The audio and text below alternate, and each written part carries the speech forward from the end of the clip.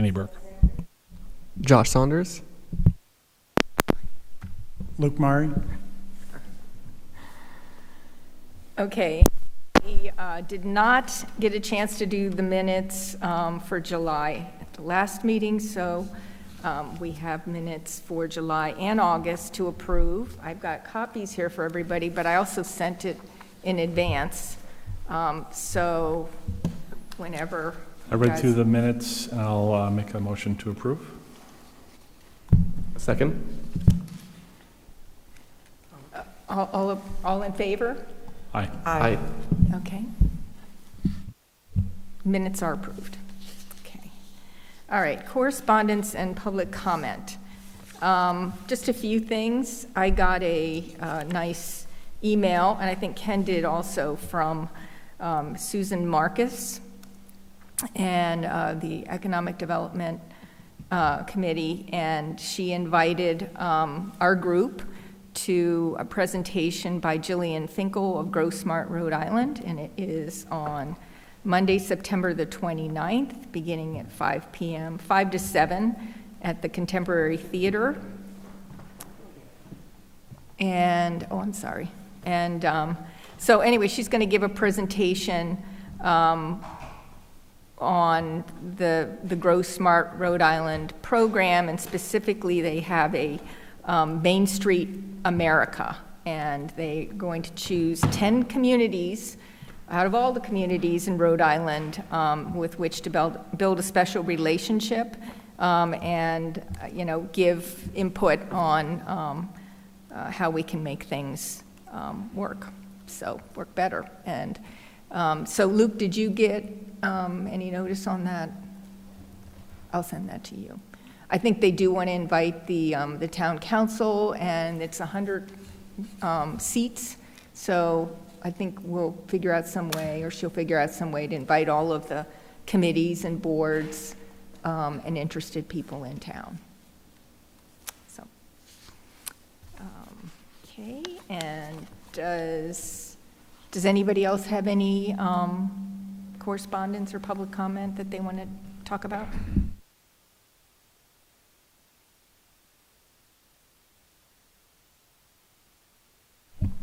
All righty. Staff report?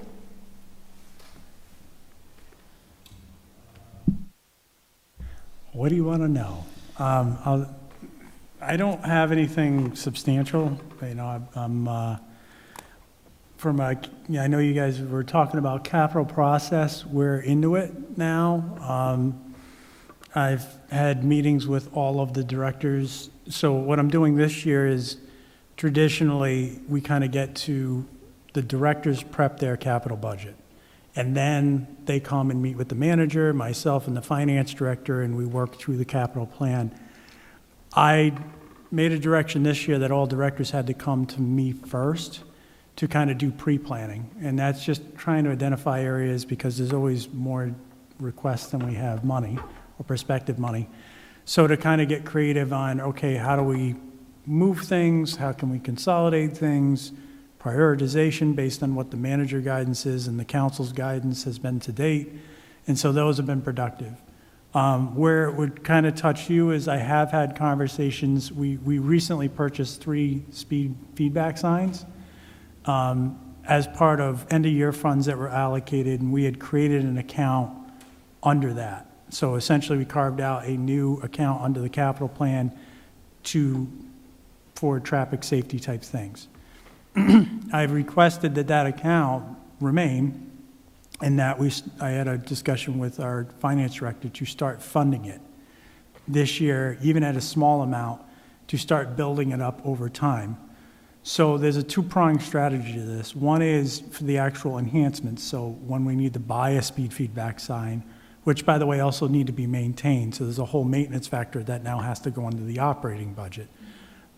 Or there's lower cost improvements or things that we can do, we have a fund to kind of tap for that. Because one of the biggest complaints is, we don't have money for it, right? Even if we want to do it, and even if Safe Streets says it, or we have other plans that say it, and we want to do it, we don't really have additional funds to tap for even low cost improvements. So it's creating some sort of fund for that. And then in addition, we're continuing to work on a strategy internally on how requests could be managed, because people from the outside keep coming to the town council and they say, I have traffic issues. And they feel like their only venue is to come to the council and air their grievances. And then the council often will say, okay, we want to address it. So they put it on the manager's plate, rightfully so. And the only avenue we have right now is to have the chief go out, take the speed feedback trailer, do some type of traffic study, and I would use traffic study loosely, because the trailer, as we all know, right, what do you see when you see a big sign that says you're over the speed limit? You're going to slow down, right? So the chief acknowledges that, and we don't have the equipment, nor do we have the engineering resources to do a true traffic study to support recommended enhancements. So what our plan is to build up a fund where we could get a VHB or, one of a number of others, Beta, one other partners as a traffic engineer, to then be able to say through like the State Traffic Commission, take in a request, say, okay, this warrants a traffic study, pass it to a consultant, have them do the traffic study, do the traffic counts, come back with a report with recommended strategies for addressing the traffic issue. So those are, and those are specifically towards the traffic end of things, because that's really what we're hearing is pedestrian conflicts or speeding is the number one grievance in town. We've heard Liberty Lane, Green Hill Beach Road, and a number of others, right? Even Woodruff is not going away. Now that's come back. So we want to have some outside party to give us some information so we can then say, okay, what do we need to do? What's the smallest enhancements that we could do to correct the problem? And then go up from there. If it has to turn into a larger capital project because it requires sidewalks or major enhancements, then we can weave that into the capital plan at that point based on the data that we're receiving. So in short, we're working on a strategy for funding to start getting there. We traditionally haven't had that, and we, quite honestly, up until the past couple of years, we haven't gotten the number of traffic complaints that we've gotten, but it's getting worse, clearly. So we hear that, the council has prioritized that, and so we're trying to figure out a mechanism to have some organization where people don't feel like they just have to go to council first.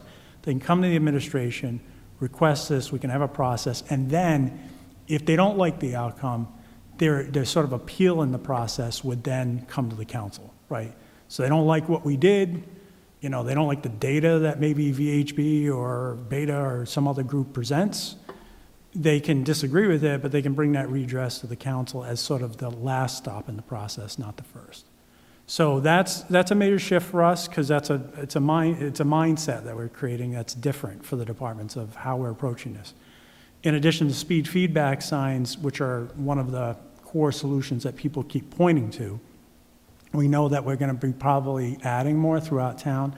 So I'm also working with the chief and the DPS director to try to organize that process of who's responsible for the data, who's responsible for the maintenance, because they require battery swap outs at times. Moving to a new system. Right now, the speed feedback signs we have, you actually have to go to the unit to get the data out of it. The new system would be cloud-based, which the 3 feedback signs that we have are cloud-based. They have a solar panel on them. They're more conducive to being able to get that data on the fly. So, we can start analyzing it, and then based on that data, make key decisions. So that's another shift that we're doing, and it's coordination between departments. So all good things, I think, on that end of it. It's just everything requires money. So what we're trying to do is, part of the strategy is build in small money first, ramp it up over time so it's not this shock, right? We still have a lot of other things to pay for, but we can start weaving that in.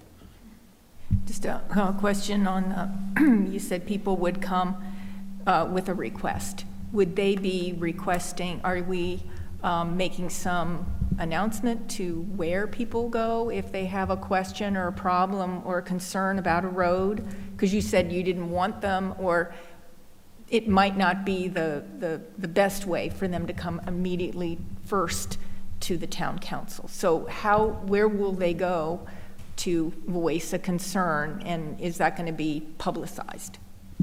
So I don't have an answer yet. The intent is, through this process that we're creating and we're working on, is to have some formal form or process where it's probably going to be, I'm a big electronic person, so it'd be like probably what it would look like in framework, right? Would be, you could go online, you could fill out a form that's like, I want an evaluation of my roadway. Probably, there may be some sort of petition that needs to happen, like you need to get your neighbors on board with this, like we all think, so there's a meeting of the minds, because what somebody views as a problem, sometimes another person says, no, actually, I don't want that. So that's a discussion that we need to have internally, like, do we want some sort of written signatures of, hey, you gotta at least get X amount of signatures, or so many along the street, a certain percentage, like 10% of the people on the street need to sign a petition. And then we'll look at it and assign it, and then we'll move it up through the process. So it's not fully baked yet, and it's still, we're still working on it. The key thing is we're working on it, right, and trying to get a process developed. Because, right, honestly, every request that comes to the council is different in some way, nuanced way, and we need to be consistent on our strategies. We can't say one's good for you, but it's not good for another roadway. And we can't say one roadway should be considered while another isn't. Like, there has to be a consistent process whereby we judge. And so by putting it also to an outside vendor to do those traffic studies, it's not on the town to give us the data. It's on a experienced engineer who knows traffic safety, can give us some valid strategies for mitigation. So, but to answer your question, it's not fully baked yet. It's ongoing discussions. I'm just making you aware those discussions are happening, and it's subject to review by both the manager and the council. I hope within the next couple months we'll have it fully baked. My hope is during the capital cycle to present this out, because that's the perfect time as you're requesting funding to say, this is the point of that funding. So we're hoping to, my hope is, personally, is that we're adding to the capital budget for this initiative, not taking away from something else, right? So, because we still have a lot of other things to do. So what the directors are fearful of is, we got Gravelly Hill Road on the list for next year. That's more than we can even afford in a single year. It's $1.3 million, I think, dollars. We'll probably get half that for road repair. So what Rich doesn't want to see happen is, we're stealing more money out of that to then pay for this other effort. So that is a point where I would suggest that BPAC keep an eye on as capital comes up of support for those types of funding sources. Last meeting, we talked a bit about that methodology, possibly for getting public input on planned road work. Could this system also support public feedback for road work that's planned already? Yes. So that's kind of part of this. Is the first step is creating this methodology on like the more of the traffic, the speed issues, like the stuff that we're hearing, but it could certainly be expanded to include that, where that formal paperwork you put in, you could request and say, we're looking for X. The nuance of the program that you're talking about is because it's on a cycle, so we're going to go in and redo a road. That's kind of on us. We're driving a cycle. The process I'm talking about is more consumer-driven. So it's you identify a problem, you want us to call attention to that problem, you want us to try to address the problem in a logical way. On a capital plan, we've already kind of said, in many cases, we're going to repave a roadway. Now, that may or may not be the case, right? Because you may say it's not in the capital plan, but we see that sidewalks are required or bike lanes or whatever on X amount of roads. So I would say that this process could be used for that in a different way. And I mean, listen, what I'm talking about is not unusual. State Traffic Commission is there for this exact reason. They do the same thing. This is kind of a smaller local level of what the state does. It's not, but it's a little bit more of a flexible process, I'll say, where capital requests could also get woven in. The State Traffic Commission, oftentimes, like they're not going to be able to weigh in necessarily on the STIP for the state, where we have a little bit more flexibility to say this will tie into the capital plan.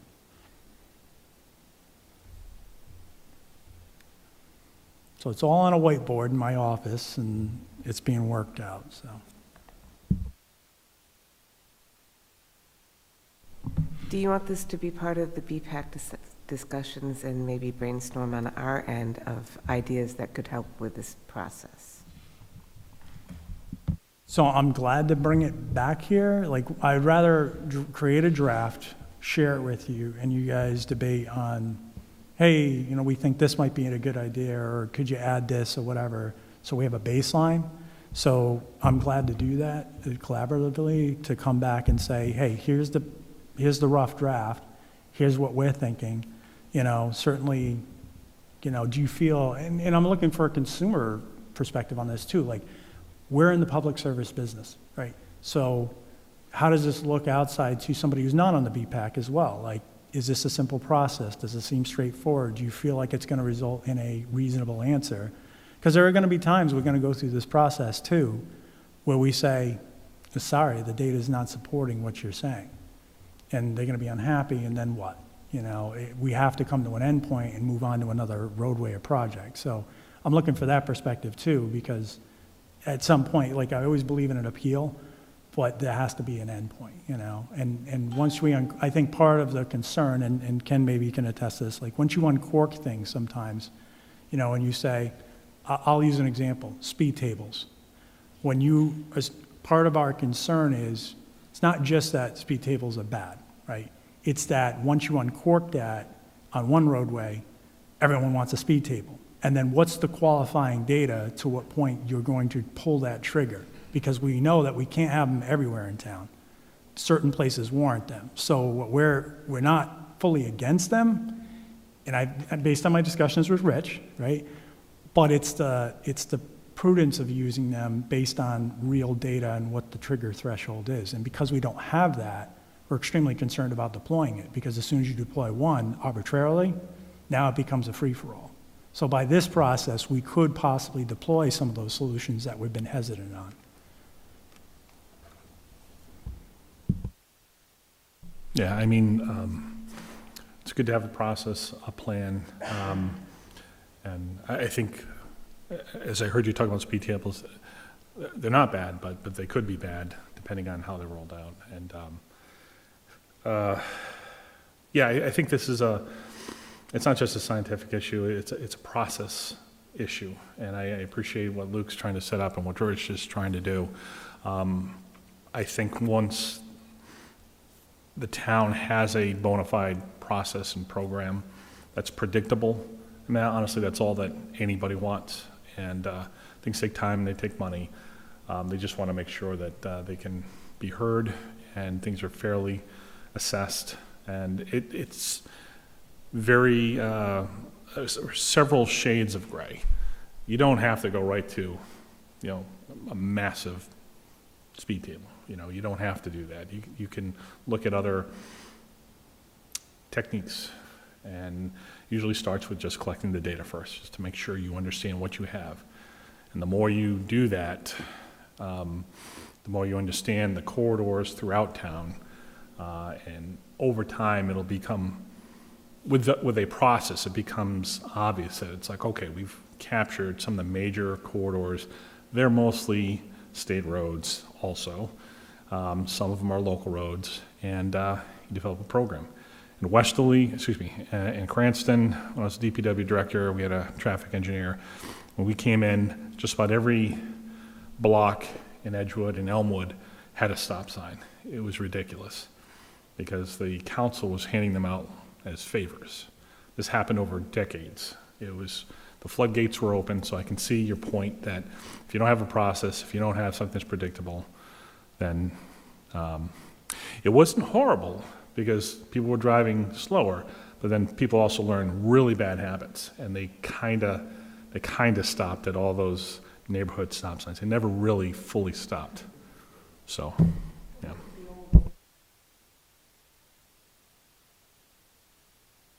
You know, unless you have specific questions, I mean, that's the biggest development I think that's applicable.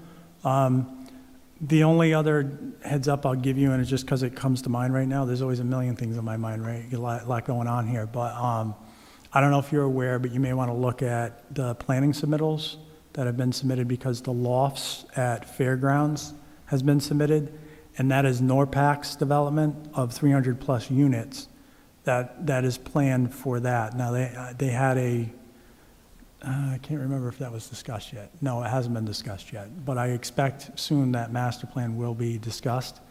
You can view the plans online, there's obviously quite a few residential, it's going under a comp permit, which means that they're meeting the minimum 25% affordable threshold, which gives them a lot more latitude on density.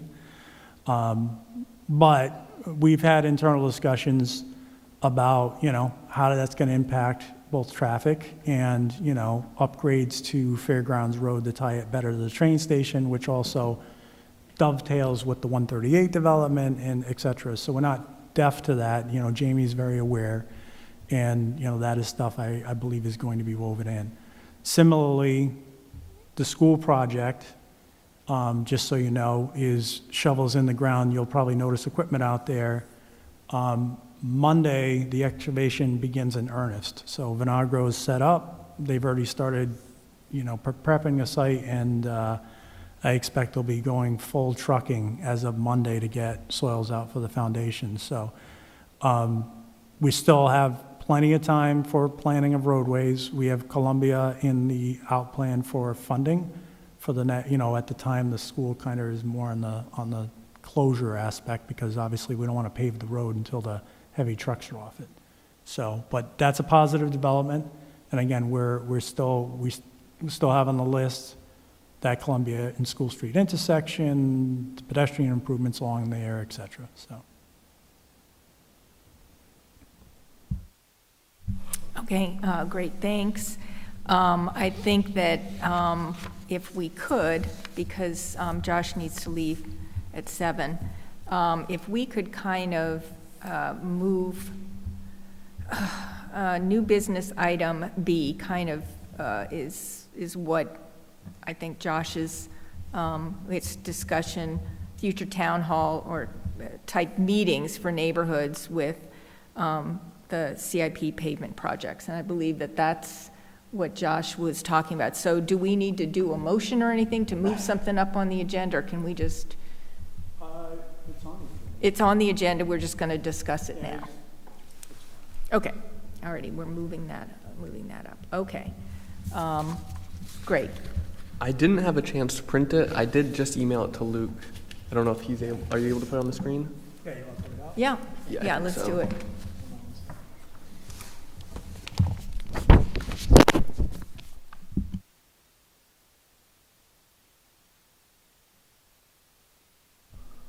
So while Luke is doing that, so we've got kind of a couple of things going on. We've got public input on, as Luke just said, new items. This, I think what you're talking about is things that we already know that are in the CIP, the roads that have been identified.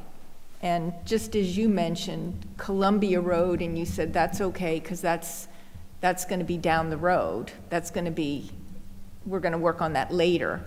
But really, it sounds like we really need to start working on it now if there are improvements or enhancements that are warranted. Yes. So if there's comments, I mean, the one benefit of Columbia and a lot of the streets, they do have sidewalks. So that's a good start, because most of the time, it's a right-of-way issue, and actually they're not in terrible shape. So it's got some good bones to it. I think there is some enhancements to be done, but certainly, yes, that would be something that we'd want on the radar soon if we're looking at, like I mentioned, the intersection of School Street and Columbia. That's something that we need to get somebody in to start doing the assessment of that and doing some planning so we can figure out what that looks like. Because again, we may or may not have the funding for that in place, but we've got to at least look at it long-term, like can we do this at least in a reasonable amount of time, so, yep. So maybe as we're going through this with Josh, we can concentrate on, okay, well, this is what we would do if it was Columbia Street or Columbia Road. But, okay, go ahead. All right, so first off, this is mostly just like a collection of ideas. I originally was thinking of a timeline, but because Rich was saying this has to happen or start years in advance. Once we hear about, it might be 4 or 5 years when we first hear about the funding. But to start, I thought maybe hosting neighborhood walking audits where residents identify problem areas, pedestrian conflicts, underutilized space, and traffic speed, noise pollution, and overall comfort for non-vehicle users can sometimes be difficult to comprehend through data alone. So getting some feet on the ground, both in the through the community and for town employees might be helpful. Create a simple online mapping tool where people can pin issues and suggestions, similar to the recent study done on traffic safety. I know we got a lot of comments from the community on that one. Partner with local organizations, schools, and community groups who already have neighborhood trust. Conduct porch conversations or like informal pop-up sessions at community events such as the South Kingstown Farmers Market. So that was a sort of collection of really early stuff well before planning the actual work, maybe when funding has just been announced. So phase 2, rapid prototyping and testing. Use temporary materials such as chalk, cones, temporary paint to test potential design changes. Maybe we would like to tighten lanes just to see if that would slow down traffic, something like that, hopefully these strategies would be low cost but also effective in testing. Implement short-term pilot programs like weekend street closures to gauge community response. Create cardboard or foam mock-ups of proposed infrastructure changes and sort of tie in with that one, organize design charrettes where community members sketch ideas together. I think there was something like that we talked about at a school recently, right? Was that for Old Tower Hill, the neighborhood code? And then phase 3, sort of similar there to phase 2, iterative feedback loops. Use simple digital tools like text messaging surveys or QR codes linking to feedback forms. I know we talked about last week how the town is able to send out text messages to neighborhoods when work is being done, so we have that technology. Maybe we could utilize it a little bit more. And create visual progress updates posted at the project site. Also on a website, form small neighborhood advisory committees that meet monthly during planning. Could be something like BPAC or I don't know if there's other advisory committees out there that might be more appropriate for that. I tried to focus a little more on low and no cost implementation tools that are hopefully realistic to implement. Utilize existing community newsletters and social media groups. Partner with libraries, community centers, and schools for meeting spaces. Create a simple project website using free or existing South Kingstown platforms. For data collection, we could train community volunteers to conduct basic traffic counts and safety observations. SK boasts a large number of potential community volunteers who are invested in the town's improvement. Maybe use a smartphone app for photo documentation of issues. I know a lot of cities have this. And then leverage any existing South Kingstown technology platforms for input collection. But yeah, that's what I've got so far. Looks great, thank you.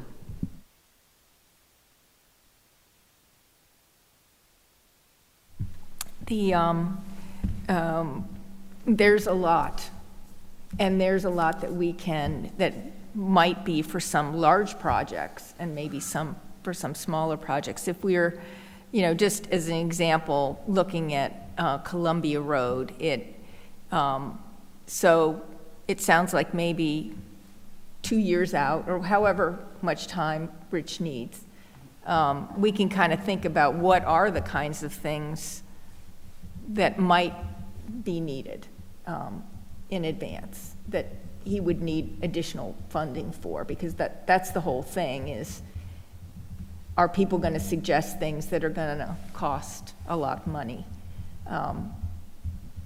So those are the things that we really want to try to identify. And something like Columbia, is it Columbia Street or Columbia Road? Street. Columbia Street. So we're going from the corner of Main Street and it goes all the way to 108, where the Guild, or over by the Guild, right? Kingstown Road. Okay, so that's, that's not a huge distance, but there's a lot going on there. There's, students and church coming and going, and there's some, some significant intersections there. Yeah, the Guild. And so, would we talk about, is it the first announcement, the first foray for the community? What do you think? I mean, would it be a mailer? I mean, we want something that's not going to cost the town a lot of money, but how would people first find out that there's a road project? I think the text messages are one good option. There's also, setting up a stand at the farmer's market, posting at popular community sites like Belmont or, Town Hall, just posting on those sites. I don't know if there is social media for the town that's widely used, Twitter, or is it Nextdoor? Is that the neighborhood one? So I can see it. Those are all low-cost options that can reach a lot of people.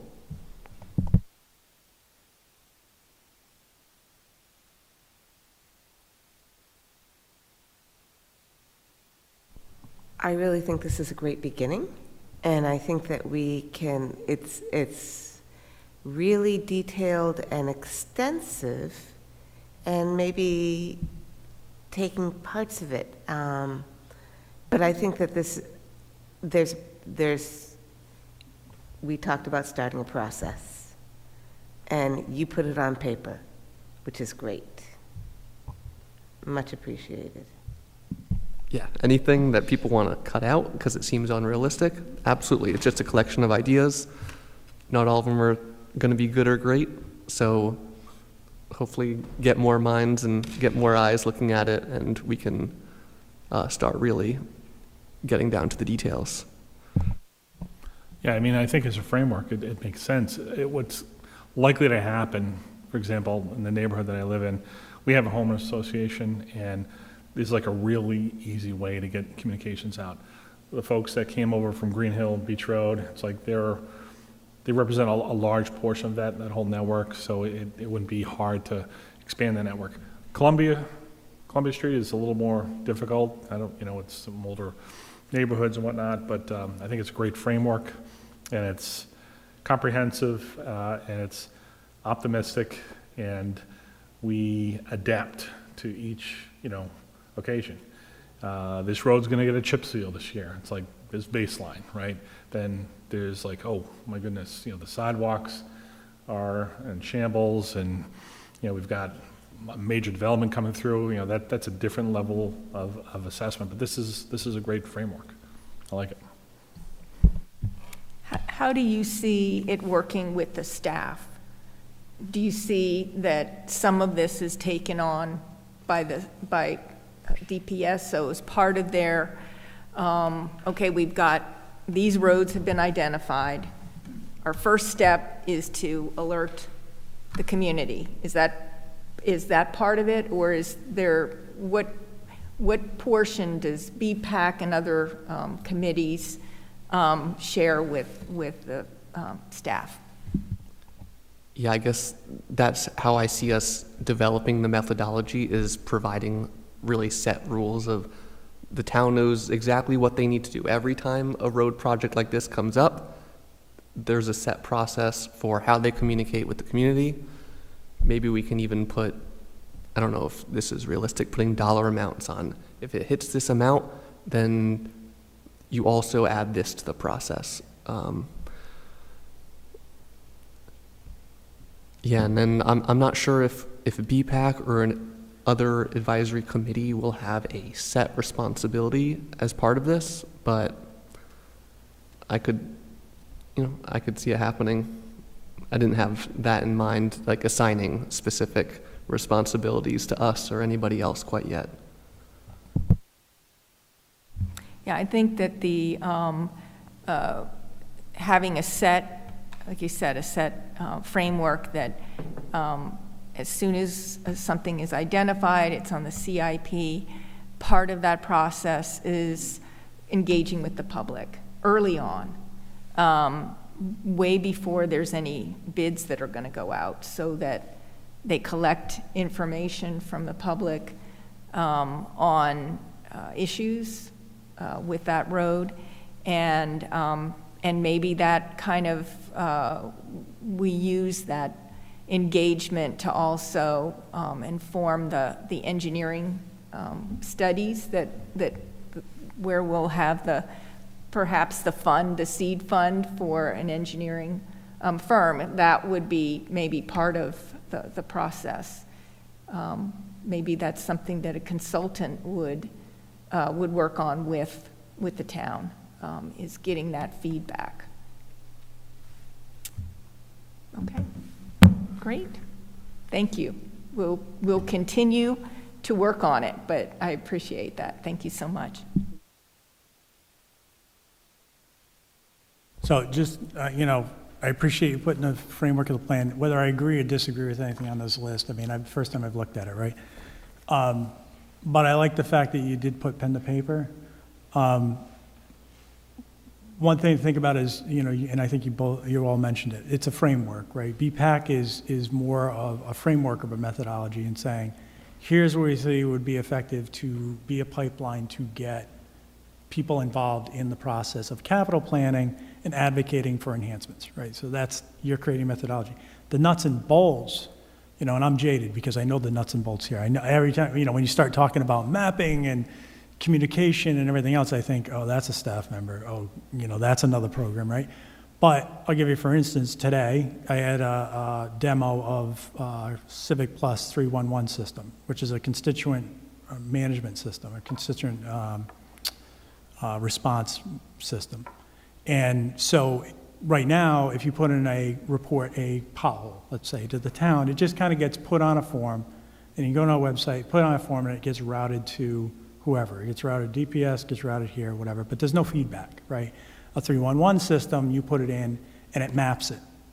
And it says, your pothole is here, and we've registered your claim, and we can communicate with the individual, and the public can see where the work order is in process. So like, we've received your claim. Now we're going out to fix it.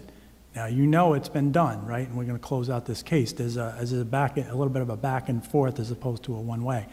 That system also has, and this is future, but it has a communication module. So we don't have ability yet. We have the Code Red, which is more of an emergency response system, but we don't have like geofenced ability to like communicate with areas, right? But some of the technologies, I think on the staffing side, which really isn't your gig, right? You're just saying to council, we want a methodology. We want a pipeline for constituents to weigh in. Then it'll be staff's job to say, okay, we either need to throw more resources at it, or we can manage this through technology in some ways. Like, maybe there's a way that we can use technology to notify people and to obtain input and things. Obviously, all that requires staff resources too. So that's the balance that kind of is out of your purview, only because you can't dictate that, right? You would make your recommendation to council. Council says, yeah, this is great. BPAC says it. This is perfect methodology. And then we're going to come back and we're going to say, okay, glad to do it, but like, here's what we need to invest in to get there, right? It's not that you can't do it. It always takes time, money, and resources. So, that's the key. But I appreciate the fact that you're thinking about the methodology of, how do you get consumer input into the process. So that's it. Appreciate all the feedback. Thank you.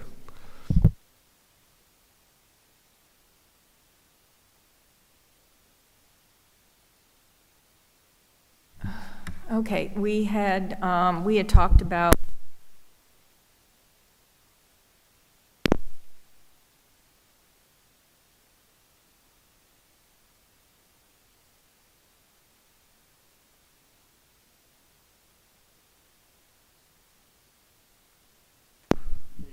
okay, there we go. We had talked about making recommendations on the Old Tower Hill neighborhood plan. and I don't think we got really very far. I know that they're going to be working on it this fall. So is this something that we want to take a look at as individuals and make recommendations, or just show support for the plan? So what is the timeline for, is the planning department's running with this and the planning board? Yeah. So I'm just wondering what our timeline is to give them comments. I can check in if you want to email me, or you're welcome to email Jamie directly and say, you know, we're just trying to get a timeline on comments, like what's the plan for the outcome. What the last session they're working on more of the nuts and bolts of a form-based zoning ordinance. So essentially, right now, they have the framework of, you know, higher density and sort of pedestrian-centric. How do you translate that in the code? So that's where they're at. I don't have a time frame on when they're going to come back with an actual code that would be, because the process for adopting an ordinance, whether you know or not know, has to have a planning board recommendation. So that's required by state law. Then it goes to the council through a formal hearing process. So there's also a formal hearing that has to be posted at least 3 weeks in advance. So you'll know when it's coming. That said, I certainly wouldn't wait to formulate a letter from the BPAC saying, here's our support, or here's our concerns, or whatever. So anyway, if you want to submit something, I would send something directly to Jamie, but CC me. So that way I know to follow up with him and kind of get that sense of timeline. And hopefully everyone had a chance to take a look at the presentation that was given and whatnot, but it was all videoed, so. Yeah, I think I can share the link with everybody on the video as well, and I think that there is a document, obviously, that we can take a look at as well. And of course, we're just looking at gaps that would, we want safety for pedestrians and bicyclists, and any kind of gaps that, things that maybe they didn't look at or haven't been mentioned. Those are the types of things. We're not trying to look at the whole plan. We can, but I think we're looking for any kind of gaps that should be addressed. So that's. Let's see. All right, we've already talked a little bit about CIP and with Rich last week, and submitting our recommendations to the town manager on that. So I'm not sure where we're going to go with that right now, because it sounded like Rich wants us to just provide some input on individual plans that are already running through the pavement management program, that he just wants us to provide individual enhancements, low cost, no cost. But go ahead. Yeah, I mean, can we start with, and I'm trying to recall, do we go through the list of roads that Rich is proposing to treat next year? Do we know what they are off the top of our heads? Some of them in the Oaks, the Dendron Drive, that whole neighborhood, which I really think that having the first part of your framework, just going out there doing a walkabout and a porch, a little bit of information from the neighborhood, from the people in the neighborhood, a town hall-like meeting in their neighborhood would be helpful in his. Yeah, thanks. That makes sense. So I remember the Oaks. Were there any other, is it in our package? It was. And the reason why I ask is, this is something that we've done in prior iterations of the BPAC. We've offered up suggestions. We've actually, Dorothy, we've had like a form that we've used. So we've tried in fits and spurts to try to weigh in. going back to the beginning of the BPAC and actually preceding the BPAC, sometimes we would just go to the budget meeting, which is really awkward because it was like a showdown, inadvertently, because you had a well-put-together, very tight, very cost-conscious budget. And, the CIP is just part of it, and public safety is just part of it, and, public services. So it was virtually impossible to try to add things at that late stage. So if we know what the streets are, I like to think that at a minimum, we've got the comp plan, we've got the village studies, we've got the BPAC, master plan, and those are baseline documents that we can refer to and probably resurrect our old form that we had created once upon a time. And we should populate it and share it collaboratively through Luke to Rich and the town manager. Perhaps as a draft first, and then see where it goes. So I think that, one of the sticking points is that there's this additional need for funding to do a study and then to actually do the enhancements. And I guess what I'm wondering, and I wish that Rich was here to ask the question, and I don't know if Luke can answer it. But when a road is chosen because of its condition, because of the pavement condition, why not during that process, that there's only so much you can do with the pavement, okay? And Rich has said that the budget includes just the pavement and any striping that's already there. They're not going to add additional striping. They're not going to add additional crosswalks. It's just whatever is already there they're going to replace. But if we're talking about this fund for engineering and looking at safety enhancements and gaps in whatever. I mean, I think that the things that can be done, why not put that together? Why not lump that together? So with every road project, you're not just looking at the asphalt, you're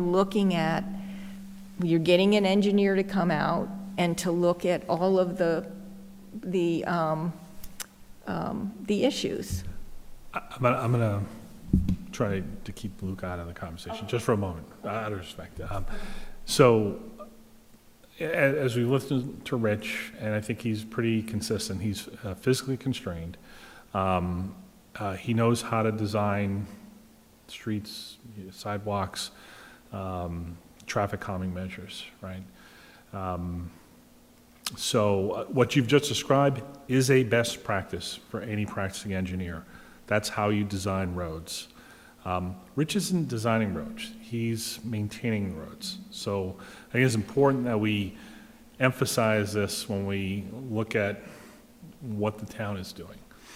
So no fault on Rich. This is just the funding that he has. It's consistent as the town has been operating for decades.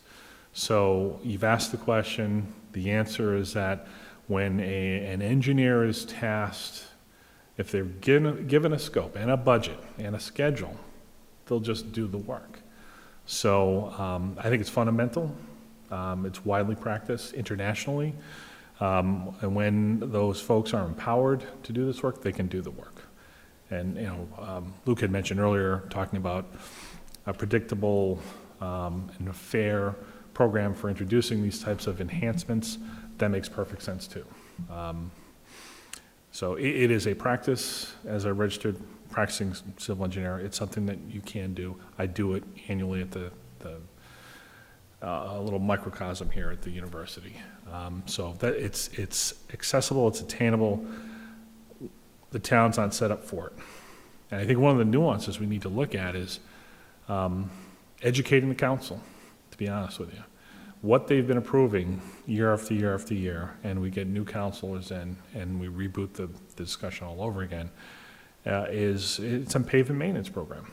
That's exactly what Rich's new study is pavement management indices. So it is a quantum leap to jump and say, no, we're gonna change Columbia. We're gonna do that.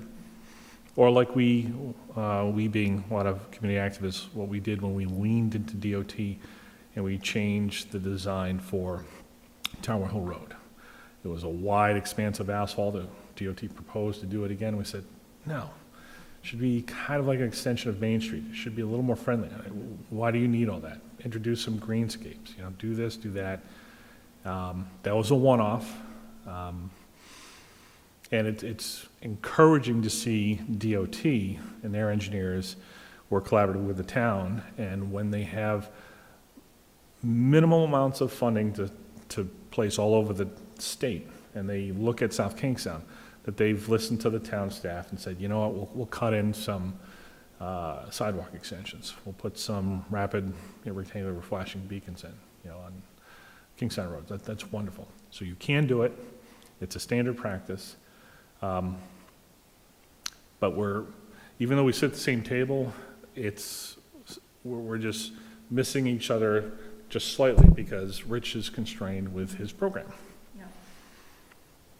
Well, I think that educating the town council on the process, because he came before the town council and asked for funding for the pavement management program, and they, provided funding for that. And then we're going to ask, or we're going to suggest, and Rich would like to have money for, to evaluate traffic calming and pedestrian enhancements. So he's with road projects. So that's, okay, well, now we've got to go back and he's got to go back and he's got to ask the town council for engineering funds. And then it's like, okay, well then we get, these are the enhancements that should happen on these roads. And then it's, okay, well now we've got to go back and ask for more, for funding, to actually do the enhancements. So, as far as educating the town council, that maybe these should all be intertwined. All of this should be part of every road project, not just the pavement, but an engineer looking at what are the safety enhancements. So maybe you don't do as many roads, but the roads that you do are going to be done correctly the first time. Yeah, to be honest, I've tried to do this in 2 different municipalities and currently doing it with the university. When I did my assessment, again, that was over $700,000 just for the university properties and roads and sidewalks. I came up with a burden of about $80 million. I need $80 million in order to do all the things that we think we want to do. We're pretty sure we want to do. And then, I have $5 million, and I have to spread that out over many years. So you take advantage of opportunities. Well, I'm going to replace utilities over there. There's a big building going in over here, and we can make incremental improvements. So that's a nuance there. So I think Rich is always going to have a pavement management program, always and forever, without a doubt. But there may be those streets, those corridors that rise to the occasion. For example, Columbia Street, it's like, wow. The town's largest investment in a municipal infrastructure with the high school really got to make best efforts to get School Street and Columbia Street done right, because that'll be like a forever improvement there. So, and again, we're advocates, we're advisors to the council. We get so far, and honestly, eventually we should be phasing ourselves out of all this, and we should just be on the other side of Josh's, framework. Oh, we're going to get noticed. Oh, look, yeah, they're suggesting a road. Great, we're going to go out there and we're going to advocate for this.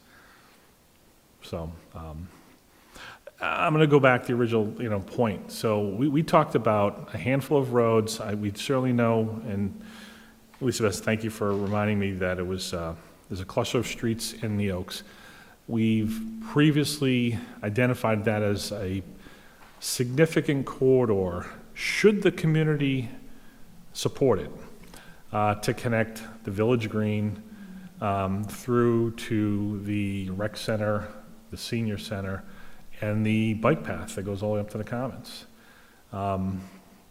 So I think there's a wonderful opportunity to pick up on Josh's suggestion to do some community outreach. Elizabeth, you also suggested that.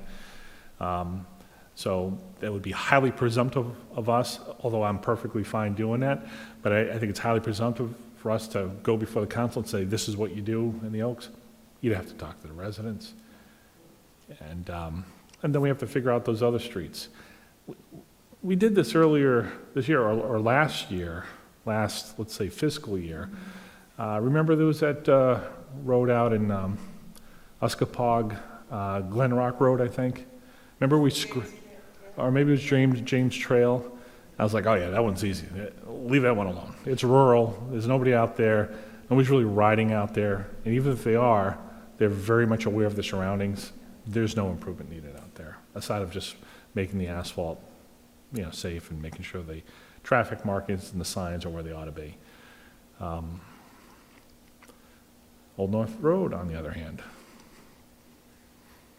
Matunuck Beach Road, on the other hand, Middlebridge Road, on the other hand. There's some big corridors where that's where we should all, rally and do some outreach and help the community come out and speak up as far as what they would also like to see. Or Green Hill Beach Road.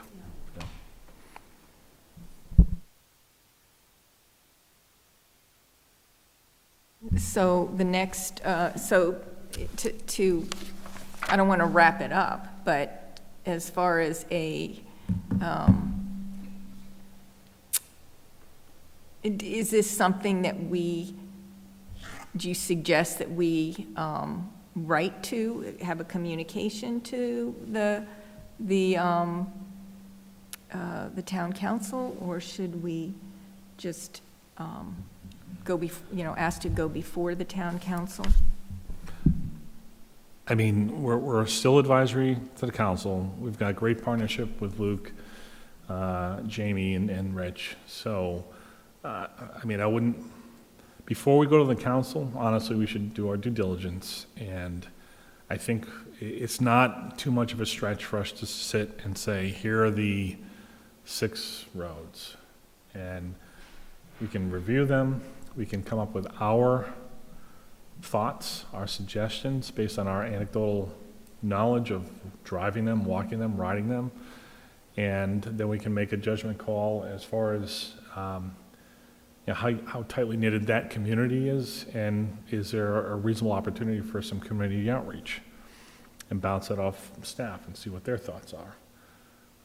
Because if we are, for example, suggesting significant improvements, curbing, sidewalks, drainage, permitting, right-of-way, we know that's going to be the 5-year project, right? If it's literally just some additional striping, sharrows, similar to what we did with the town of Charlestown and that bike path network out of Matunuck. It took some time to talk it through, but the actual implementation wasn't too difficult. So I think we have to round it out, and after we've got some level of comfort, it's going to take a couple months. Then we're likely to be in a position, just as the town is presenting its pro forma budget to the council, to have recommendations. So our recommendations may not be baked into their financial pro forma, but we'll at least have the scope identified. So you're thinking, I was under the impression, or I was thinking, that we were going to not necessarily identify roads and what needed to be done, from our perspective on the roads, but that we were going to ask that there be a review, an engineering consultant review of traffic calming and maybe on these roads, but certainly that there be funding for that. I think to that point, I mean, the good news is these types of projects aren't nearly as complex as, for example, the new high school, right? It's not that complex. And we're talking about a subset of improvements that are well understood. Designers know them, permitting agents know them, contractors know them. And generally speaking, I think we're looking at improvements that can be done within the course of like one summer. I mean, there could be a reconstruction of Columbia Street, but that's separate, right? So I think it's within our wheelhouse to make suggestions, and then it's up to the professionals at the town to make other decisions, including asking for the money, which may include asking for a planning study, and then an engineering study, and then permitting, which could turn things into a multi-year project. If that's the way they want to do the work, we're not doing the work, they have to do it. So that's on them. I know Rich has said, I need to hire an engineer, and Lucas said this, we want to hire an engineer that's trained in traffic engineering. I do recall the town very appropriately listened to some community members and installed a three-way stop sign on Woodruff Avenue, and Silver Lake, last year, or maybe a year and a half ago. I don't know if they had a full traffic study. They probably did a warrant analysis for the stop sign, but it wasn't a heavy lift. Kersey Road is a little bit different, though. That's a heavier lift, and Rich wants to make sure that the town's safety and their liabilities are all considered. So I think we can make the recommendation, and then that's what we do, and then the professionals in the town take over if the town manager and the council support it, and they figure out where it goes.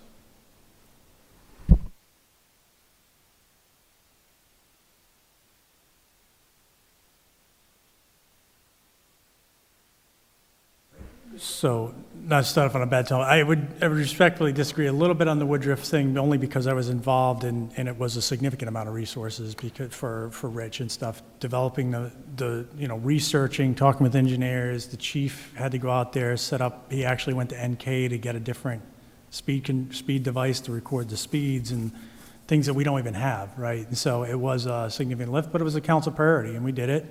And we do that to put multiples on those places would certainly be, heavy. So I know you didn't mean anything necessarily. I have to point out that one project did pull us away from many other projects that we need to do, right? So, which is the purpose of the methodology. So just to lend into this, Ken's absolutely right. We're not built for this, which I'm working to try to get us built for this. So, a couple recommendations for this cycle. And again, I want to preface this by saying you are advisory to council. You can tell them whatever you want. If you want to put specific roads on a list and tell them you think these roads need to have sidewalks, do low-cost improvements, whatever you want, that's within your purview. So certainly do that. What would help us as staff is, as we're trying to develop this program, one of the things that I have recently talked to Rich about is, you're right, we've only had a pavement maintenance program. So the first thing is breaking that methodology, right? So having an area in the budget to have enhancements, right? So we're going to start doing that this year. We're going to create a line item in the budget on the roads and bridges for not just maintenance, but then it's enhancements. The first project that's going to go under that is Kersey Road, because we actually have a plan for Kersey Road, because if you remember, there was a constituent who came to the council and requested, and we were able to allocate ARPA funds to an engineering plan. PAR is on board, and they've developed plans for that sidewalk all the way down, and what that cost is. I think preliminarily it was $800 to $1 million to do that sidewalk. So obviously, when you're looking at pavement maintenance is funded at $700,000 to $800,000 per year, and you want to add a sidewalk rate, the council would really have to commit funds to that. That's not a traditional, we can't just wedge that in the current capital plan.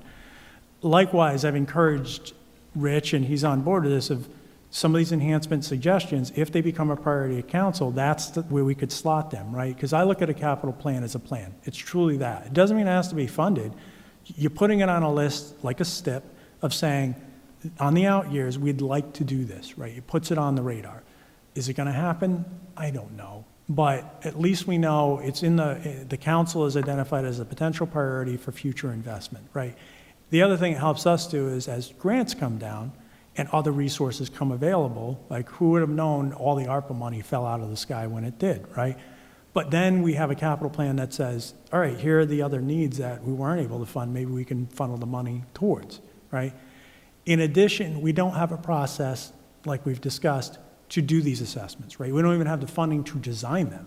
So if you can make a suggestion and say, we think, there's low-cost improvements here, we don't have a way, like if council says this is a priority, great, but we don't even have consultant money to go verify that because, as I said earlier, like, unless Rich is going to start running around doing traffic assessments with the chief, which it really isn't their job in a whole. Like, Rich also oversees utilities and many other things, right? It's a lot of purview, and we have one town engineer and one assistant engineer. So I think that's where we're trying to build the resource. Like, if this comes down the pipe, we have a methodology to put it into that pipeline, but it doesn't dilute staff resources. So I think one of the things I would encourage you, so this is where I get to my ask, right? Encouragement of, hey, continue on this process. Town seems to be on the right track and fund that. And then that way we can build the mechanism to take these things in, do the assessments, and then get them on the list for future. The last thing I'll say is we do have that Safe Streets for All plan, and I look at that as relatively low-hanging fruit. Like if there's things in that plan, because we already had an engineering consultant go out and tell us their thoughts, right?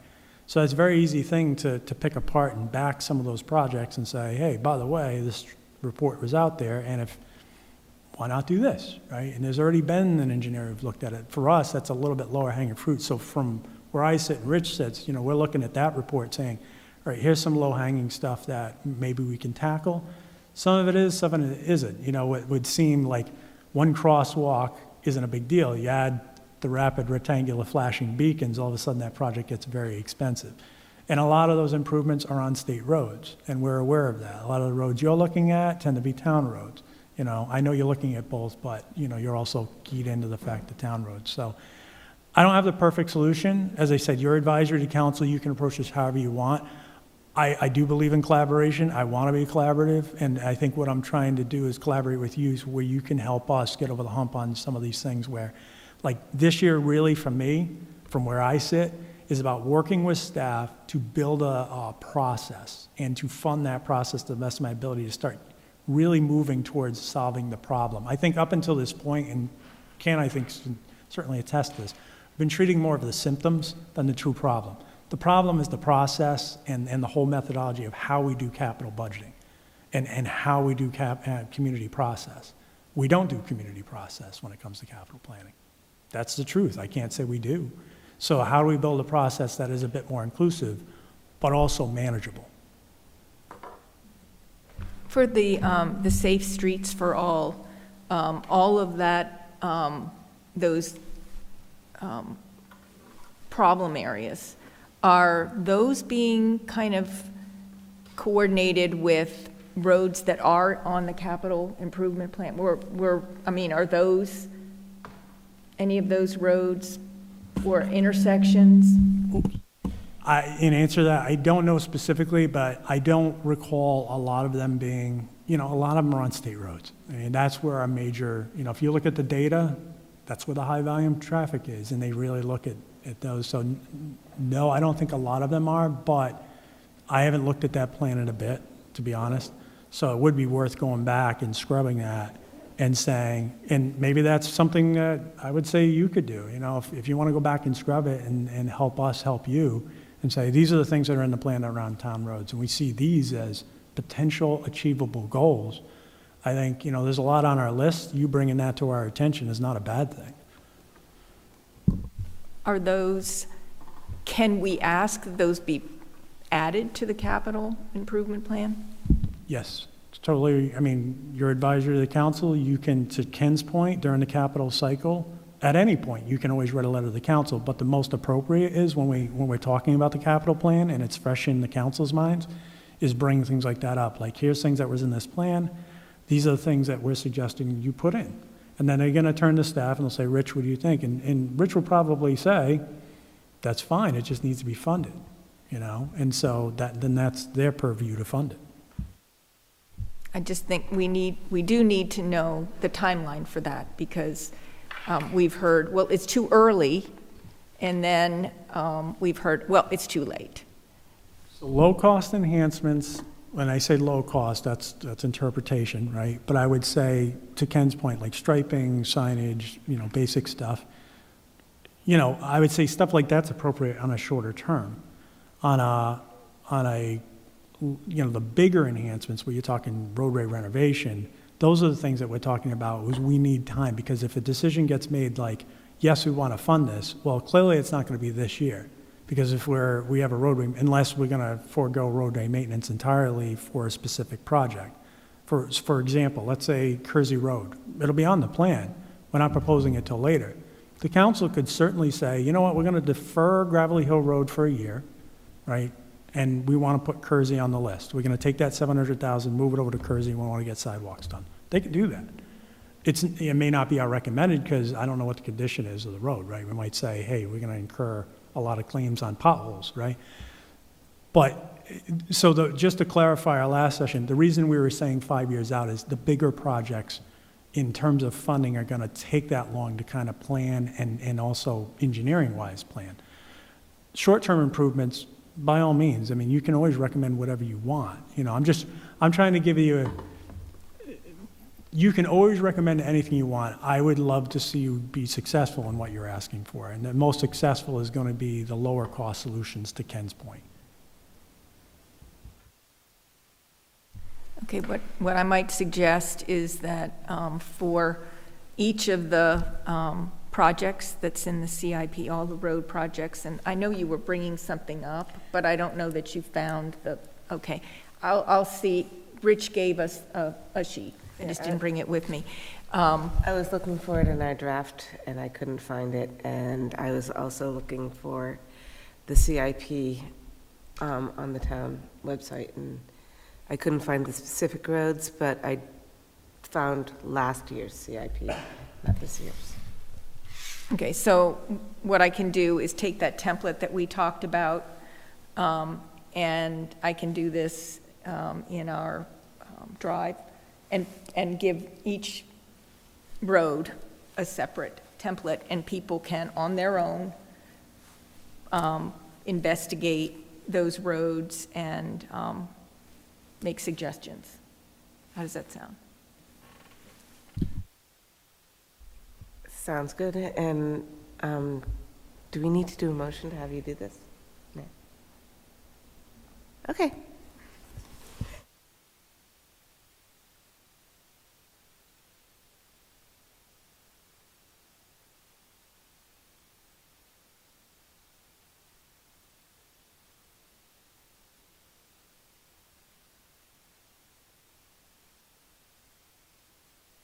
All right, I did not draft a letter, as I said that I would, discussing the recommendations, or for recommendations for the town council to support completion of the South County Bike Path. But I don't know that it's, how time sensitive it is, but I think it is something that, that we should weigh in on. It is something that we all benefit from. We don't usually just ride the bike path and stop right at the end. We go weave our way down to Narragansett Beach before they open it up, and it costs money. So we're riding our bikes down there. So it'd be nice to have a safe off-road, if possible, way to get for the bike path to be completed. So if you'll allow me, I will continue to come up with with something, and I will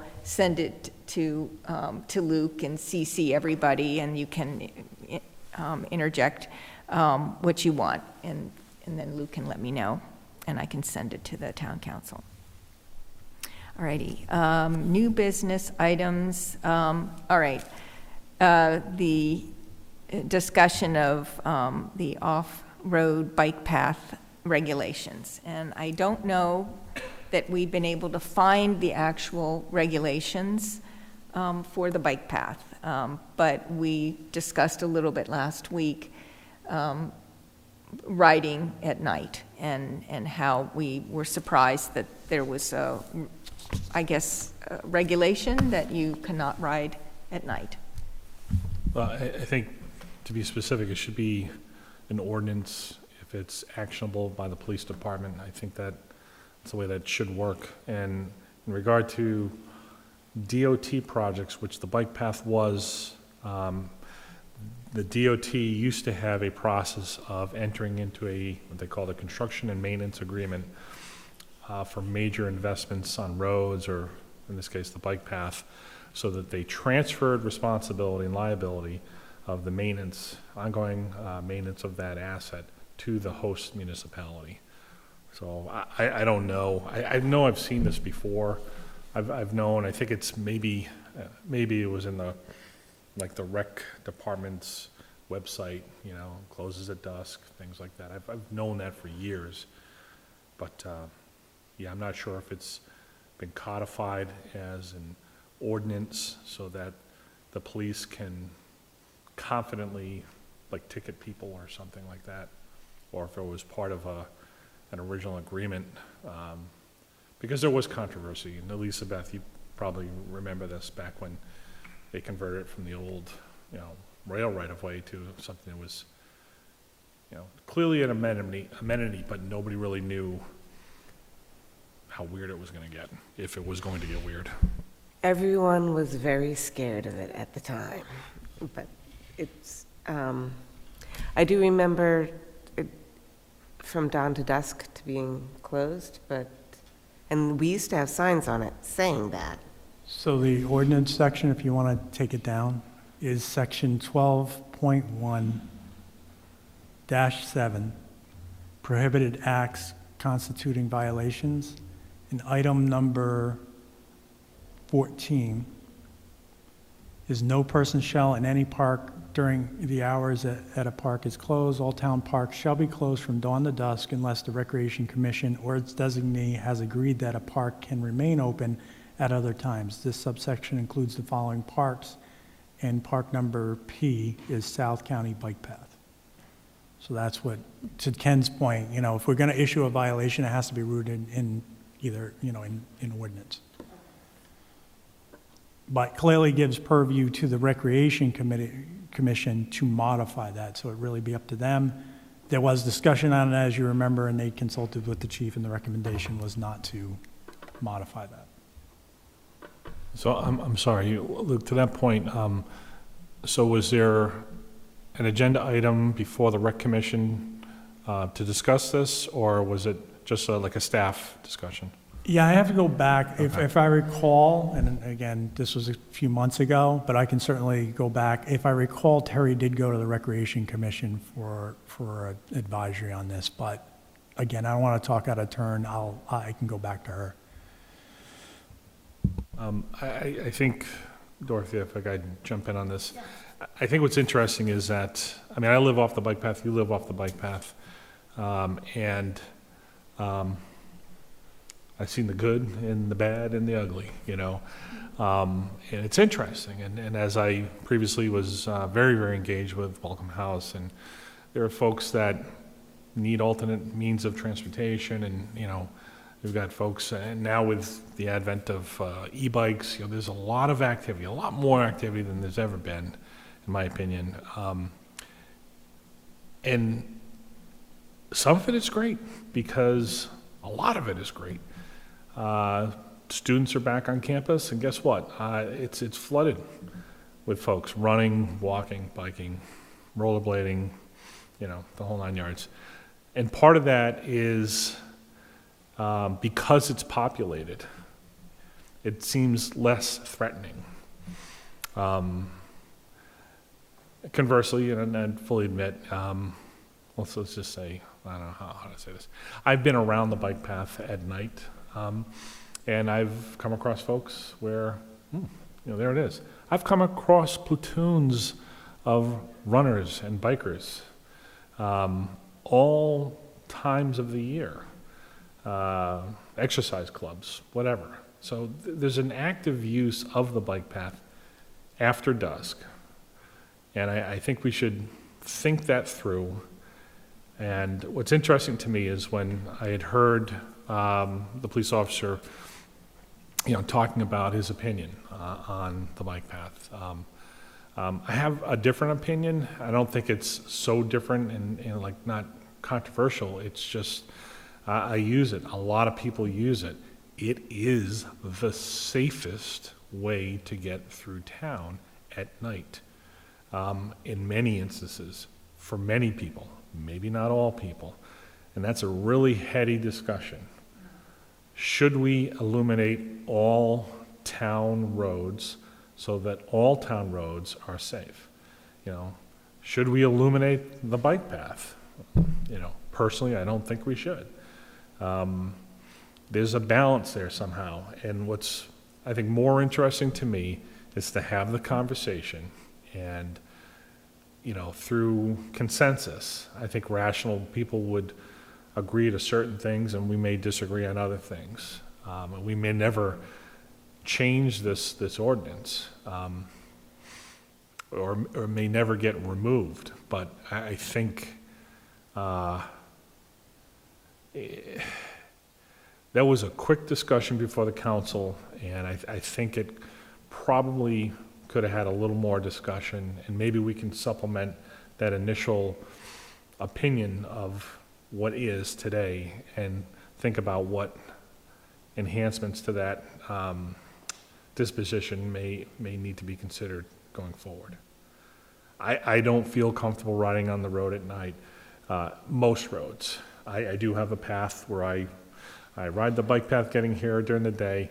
When I ride back, I'm riding on local roads, but I'm riding on very specific local roads where I minimize my exposure to some of the main thoroughfares where I put myself at risk.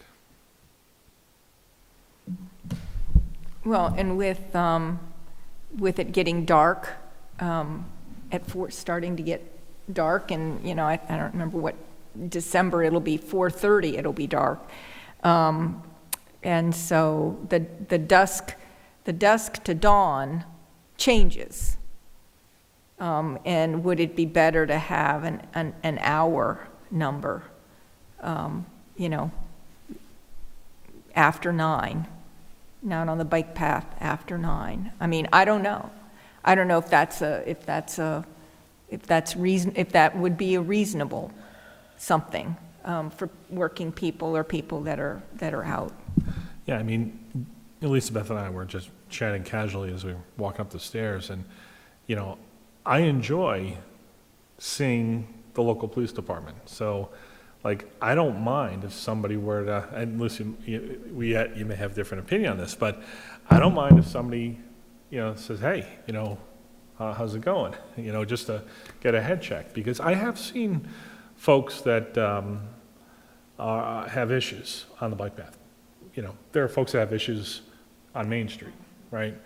And the interesting thing is sometimes late at night, you might see somebody that has an issue on the bike path because it's prohibited to have anybody out there, therefore they're going to be alone, and they can also get from point A to point B. So it's an interesting discussion, and I would like the police department's full support on this. And it's interesting because if they thought the bike path was a very dangerous area, well, I expect to see a lot more patrols out on the bike path than I actually have over the last many years. So but then again, it's resources, and I do not think at all in any way, shape, or form anybody would ever support or need to illuminate the entire bike path.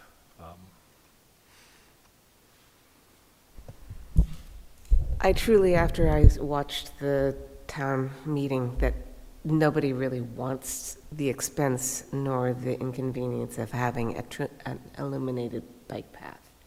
And most people think of the police especially at night, that they're public services, especially if the police address whoever's there appropriately, kindly, and with respect, with both sets of people. So I don't mind it having this rule and this regulation there. And yes, I agree that we should be having the discussion. It's a good discussion. Just because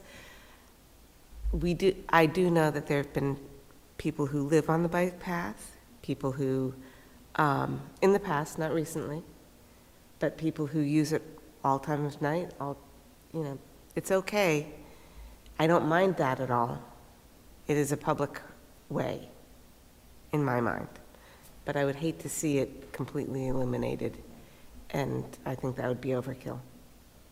Yeah, I'm actively working on a project on campus where we're installing lighting all throughout the quad and around Green Hall and all the way out to Campus Avenue. So campus is different. There's a lot of activity at night, and we make great strides to put a lot of illumination out there.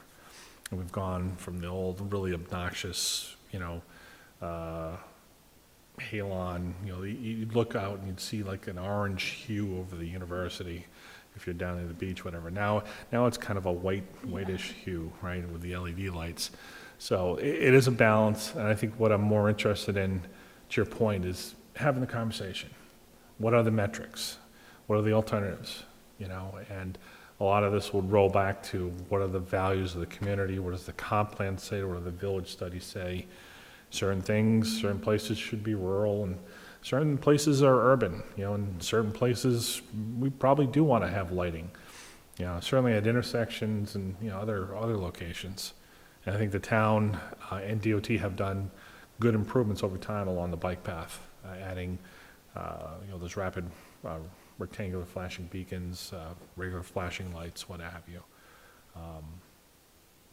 I'd like to see that conversation perhaps get elevated. Perhaps, as Luke was suggesting, maybe it is a rec commission-oriented thing, even though a lot of people don't ride their bike just for recreation purposes. They actually do it for transportation.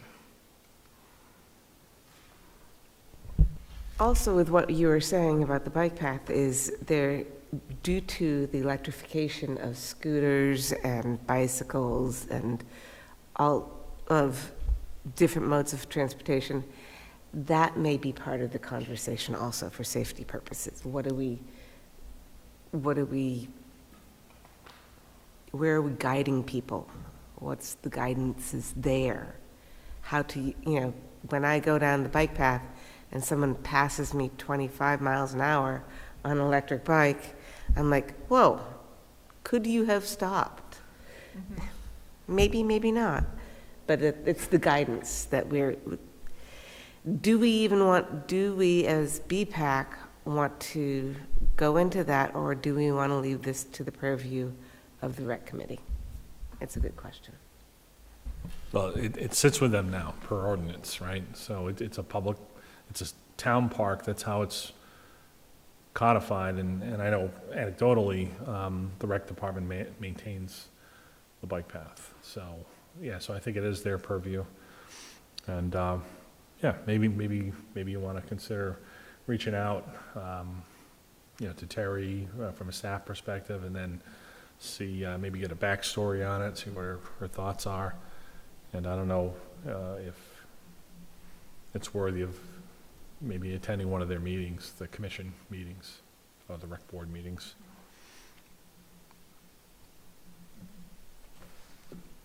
But overall, I think what I took out of that council presentation with the police officer and the council is that, they're not, they've got everything under, their purview and control, and, they know, they're aware of this, and people shouldn't be out there, but they're not, I'm sorry, it's not ICE, they're not gonna lock us up, and, unless we're repeat offenders or some other egregious problem. Yeah, I think it was the one person either wrote a letter to the town council, and that, I think that brought it out. But I think I don't think there was a problem. I just think that he brought it out to everybody's attention now that you're not supposed to be on the bike path after dark, and there is an ordinance, and now we know it. And And so that's where we are. And I'll take another route home tonight.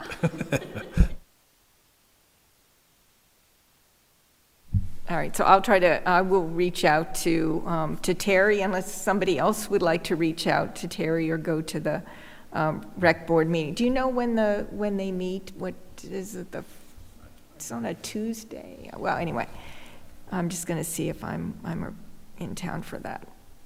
Okay, next one. Okay. If not, I'm happy to go. Okay, all righty. Third Monday of the month. Okay, third Monday. And I'm working with Terry on the 250th. I mean, Okay, I could reach out and just check in with her if you want. I could do that and just report out through email as far as status, thoughts. that'd be Nothing great. actionable, no Roman caucus, yeah.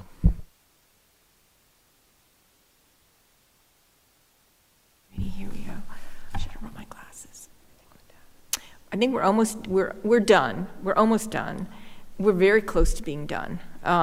The recurring discussion topics. So at the last meeting, I said that I was going to put out for everybody our submission of our support, any recommendations for the 138 project. And I did write up, and everybody has a copy of it, using our template for making recommendations. And I just want to make sure that everybody is comfortable with this. I wrote that we fully supported what Luke had written.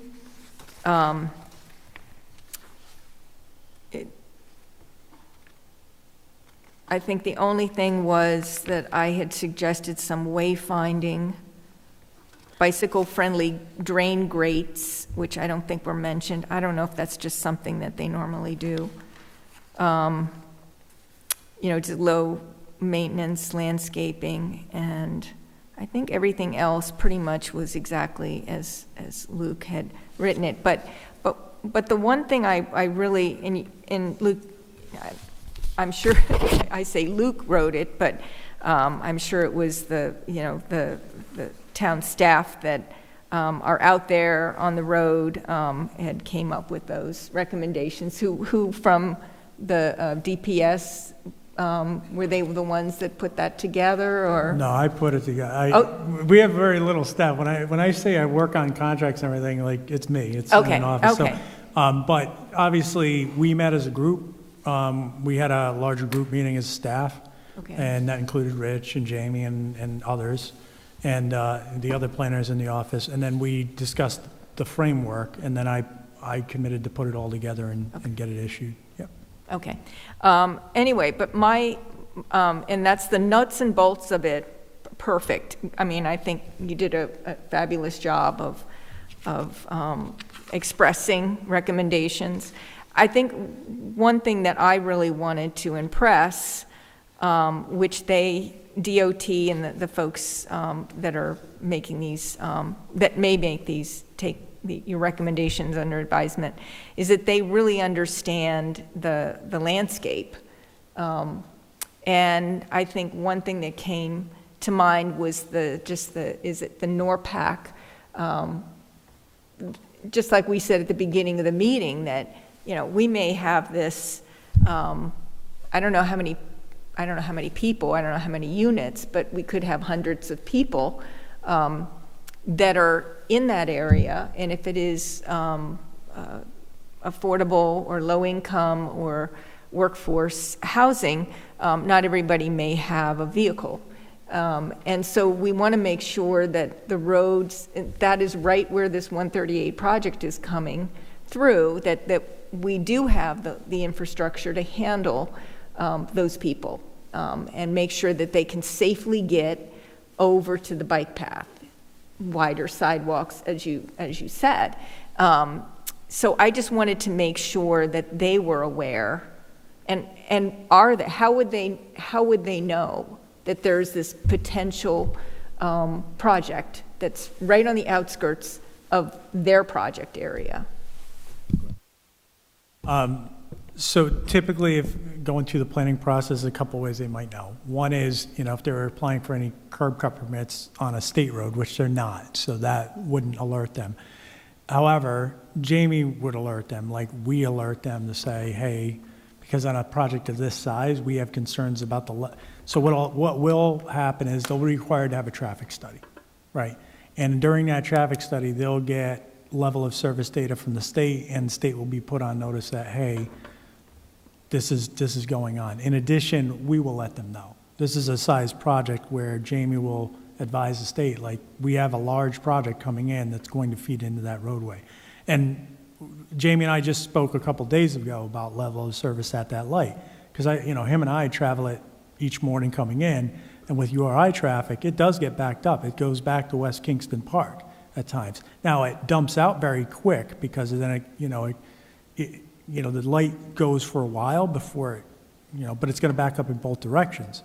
And now if you have hundreds of cars dumping out, it's going to be all the way down Fairgrounds Road. So there is some concerns there. So they will be advised of it.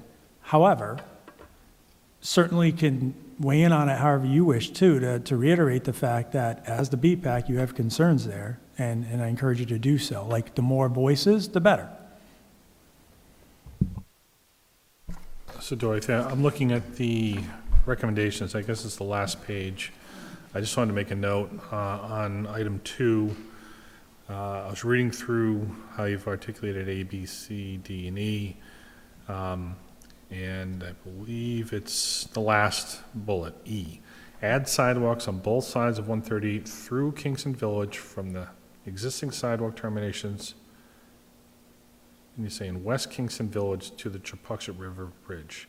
I think you mean Kingston Village? Or, in other words, what I don't see here is the sidewalks along the frontage of the university.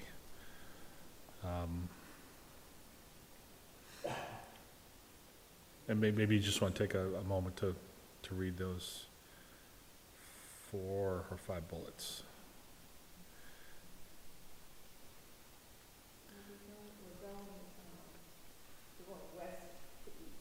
Okay, yeah.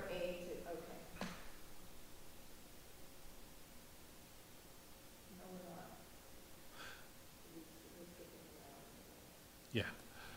I was just a little confused. I think, So G, replace the supplement walkways to create a contiguous sidewalk on the north side of Route 138 from Plains to Upper College. I'm sorry, is there a G? G. Oh, okay, I didn't give you the whole thing, because I was just giving, Okay. I wasn't giving you what Luke had written. I had given that to you before. I was just giving you the what we were going to submit. What I'm looking at right here, this is what Luke submitted on September 1st? Okay. That's this is what you're looking at, the first 2.5 pages Yep. are from the BPAC. This Yep. is part of our submission. Okay, and then right after, on page 3, halfway down, BPAC endorses and supports requests for design considerations made by South Kingstown staff. And then all of that is copied, it was Luke's. Gotcha. And I had sent this out to everybody several months ago, several times, and, for everybody to weigh in on it. And so please weigh in on any, let's just look at it again and see if there are any, but I'm sorry, here's, look at G there. Oh, okay. So, but it should be, we should have it. Let's see where I sent it. I sent it All to you right, guys. So what you handed me is a separate, or maybe I just have a partial? No, yeah, you have partial, because I gotcha. only printed off Gotcha. the BPAC stuff. I didn't print off Luke's stuff. So let me see. What did I call that? If I can find it. It was All right, called- well, that's fine. We know this has been submitted. We know DOT, I don't know that they've secured a design-build agent yet. Luke, I haven't heard anything. I don't know if you've heard anything.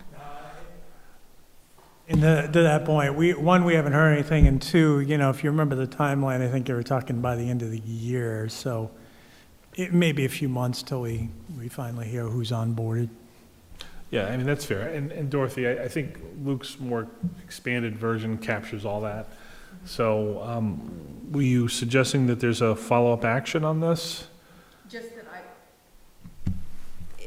okay, the follow-up action would be that if anybody sees anything that they want to add to what Luke has already suggested, we can include that. My action would be to send this, am I sending this directly either to Luke to send, or this is our letter of support, like I did with Safe Streets for All. I just need to know who to send it to.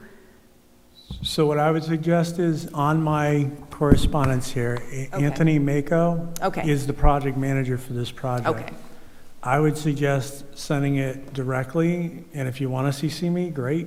But I think it's probably more effective that you as a group, and that maybe you just go ahead and Okay. weigh in.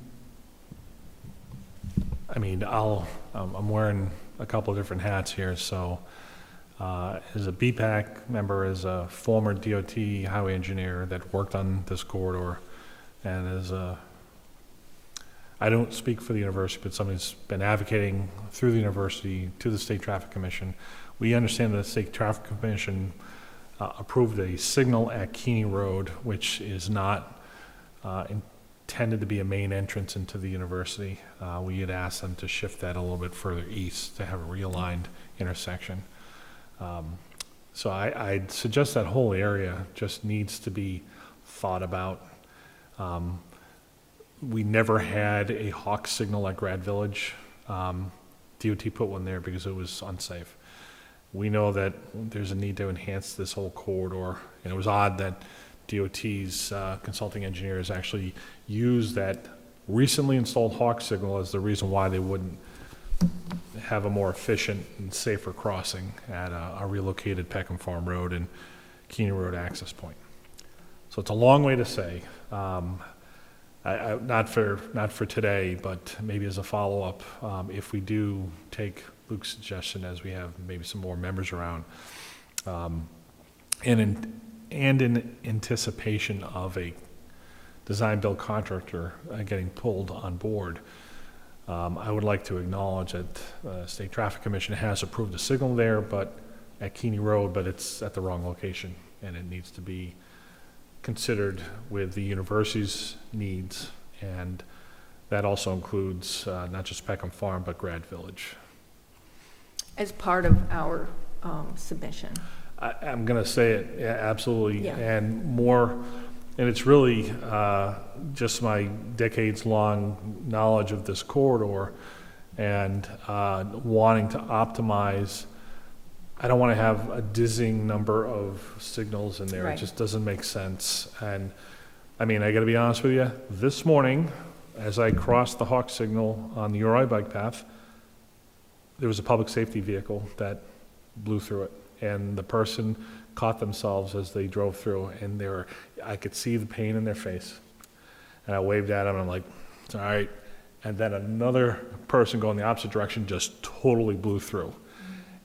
Those signals are not good in this corridor. So, and I've been saying this, as John Schock had said this when they first were installed, they're not a good idea. What's the solution? We could probably get rid of the one that's currently at Grad Village, and it's going to take DOT some time with their traffic engineers to focus and look at that short, 100, 150-yard stretch of asphalt, and work with the abutter, which is the university, and figure out the safest way to handle the current and future pedestrian and motorized traffic in the corridor. And at the end of the day, if they say we got it perfect on the first time, then great. But I think there's room for reconsideration.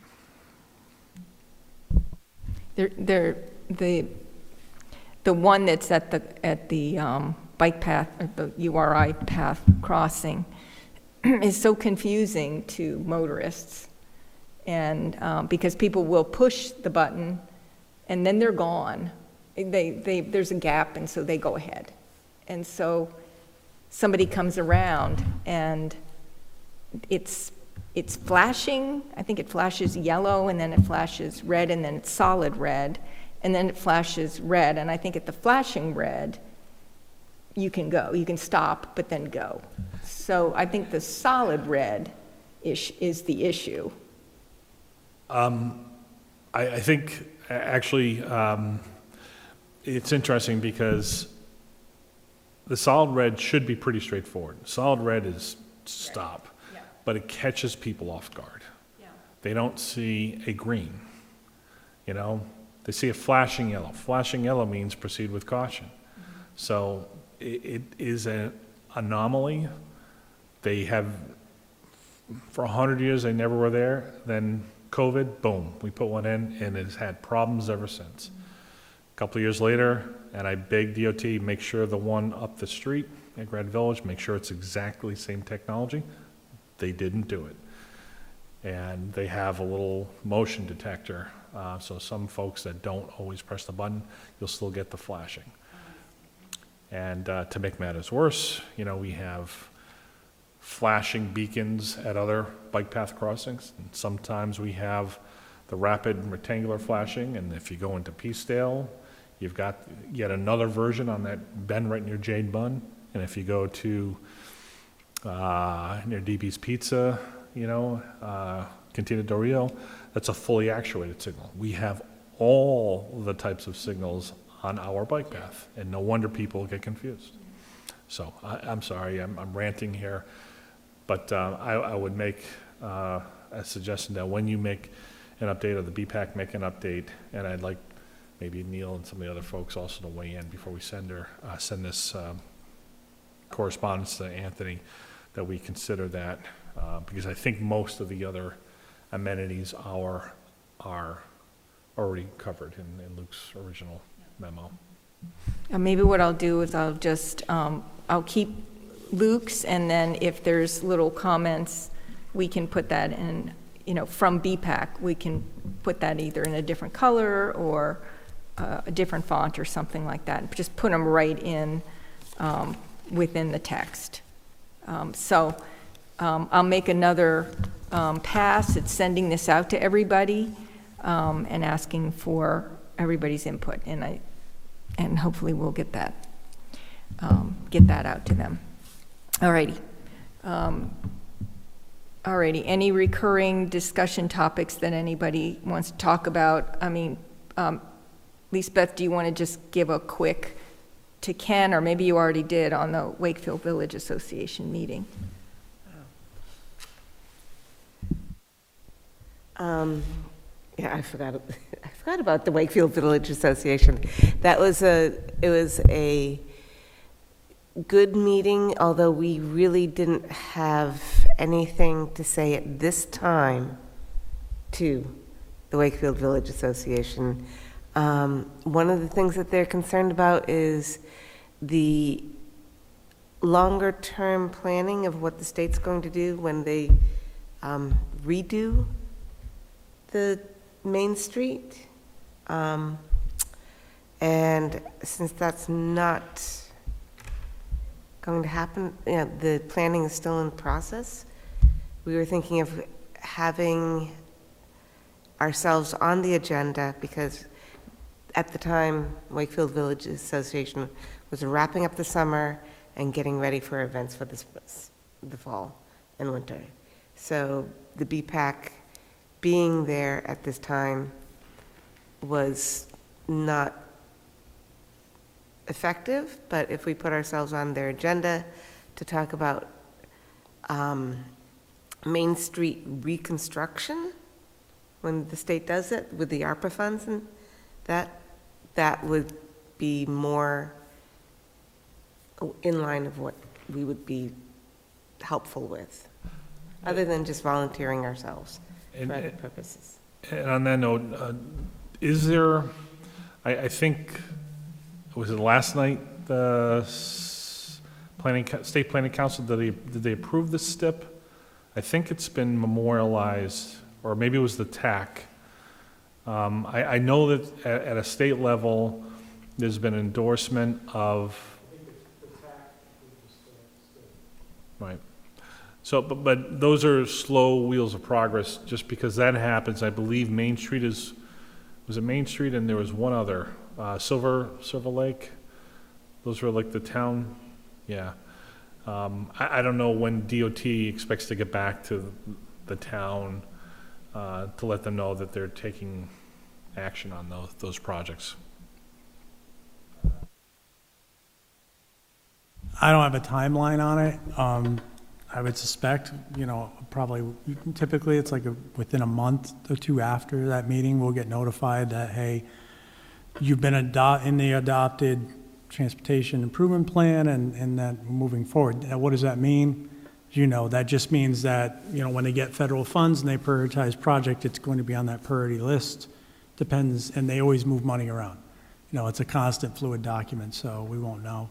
As far as the other, it's not really ARPA, it's the Safe Streets for All implementation grant. I'm hoping that by November, the past decisions were done by November. Given the current administration and the way the state's going in the good graces, I'm not especially hopeful, but I think we had a strong application, so we're trying. And I know we're in discussions right now with this, Jim had discussions with the state about maintenance of the entire roadway from Wright Avenue all the way up to Route 1, so Old Tower Hill Road as well, because the state has contracted for those services and they haven't done a stellar job over the past few years. So we've had discussions about the town possibly taking that over, having an MOA agreement where we would hire a contractor to do it. The town has made a commitment this year. We've hired a couple streetscape workers who've been maintaining Main Street, trying to keep the weeds in check and doing the planters you may have seen and the benches and all that. So there's been a lot of improvements there. So there's a lot going on. I get what you're saying, Lisa Beth, about, timing with the WVA. They have a different focus and it's not necessarily transportation. It's good to have that connection. So when maybe the time comes, we'd certainly connect the dots. I do plan to stay on going to the meetings and as much as I can and volunteering because it is WVA and they do a lot of good things. So. Yeah, those hanging plants setups on the bridge, they're pretty sharp, whoever did that.